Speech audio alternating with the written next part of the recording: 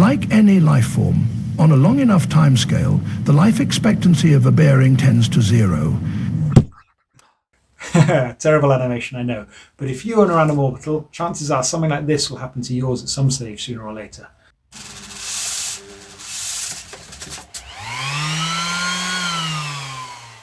Mine felt like it was losing power. It was working well in the air, but when I put it on the work, it just sort of wobbled around a lot. But after 5 years of good use, I really thought, that's it, this time's up. But with a screwdriver and an internet connection, it's a really easy fix, as I'll show here. So with the sanding disc off, it's easy to take apart. Even if yours is working fine, you may want to see this, as I saved myself about £115 in a short space of time. And you get to see the off-centre inner workings of this thing. There are typically 3 bearings in a random orbital. 2 of them house the motor, and 1 of them sorts out the random motion. That's the one that has all the hard work to do. Luckily for us, that bearing lies pretty close to the surface. It's just below that washer there. See, there she is. With an audience of 3, I carry on taking this apart and give the screws to the young enthusiast to look after. If this all looks a bit weird, that's because actually this video is playing in reverse of me assembling the item, because I didn't video taking it apart in the first place. But the principle is all the same.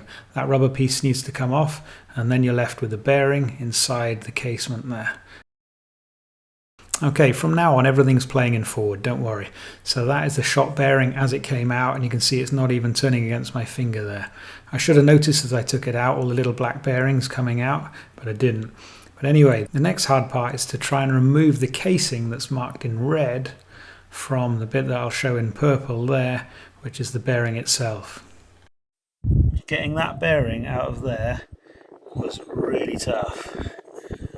That's not just a few whacks. So that was a lot of, that was basically set up on there and this and then punched through. And I got that out. And that is one ruined bearing. Lots of little bits coming out. Okay, next up was to go on a Makita website, find the parts diagram. It was this bearing number 30 that was gone. The different models all had the same bearing, and there's the bearing number. I was a naughty boy and didn't get it from Makita actually. I went to Bearing King because it was super cheap, including postage. I went another layer deeper just to check the motor bearing, but that was working just fine, so I decided to leave that well alone. Getting the bearing back into the casement was actually equally difficult, hence why I'm using these pieces of wood to act as something soft to push it in.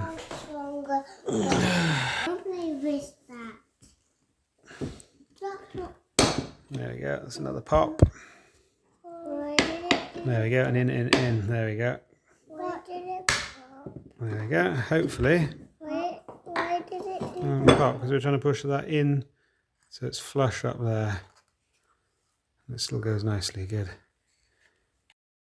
Then it was just a case of putting it all back together, starting with the bearing in its casement and then the rubber part. But you've seen all this in reverse, so I'll just go through this quickly. If this video helps you mend your random orbital, wherever you are in the world, please let me know. I think it'd really make my day. I should get that on there. It does. Let's see the triangle that's left. Grab a screwdriver. Just wait. I'm really keen now to see if this works. Yeah. There we go. Wait. Let's have a go.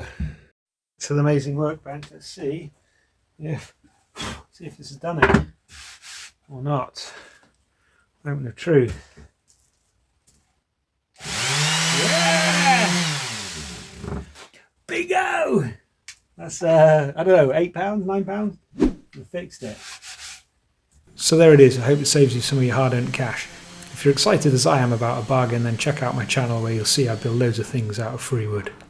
Lastly, I think these pad savers are money savers. This backing pad is still the original that came with it. I've had it many years now, and I've been through about 3 or 4 of these. Eventually the Velcro gives up. You can just take it off. You've still got the original good Velcro underneath, ready to put your disc on top. Brilliant.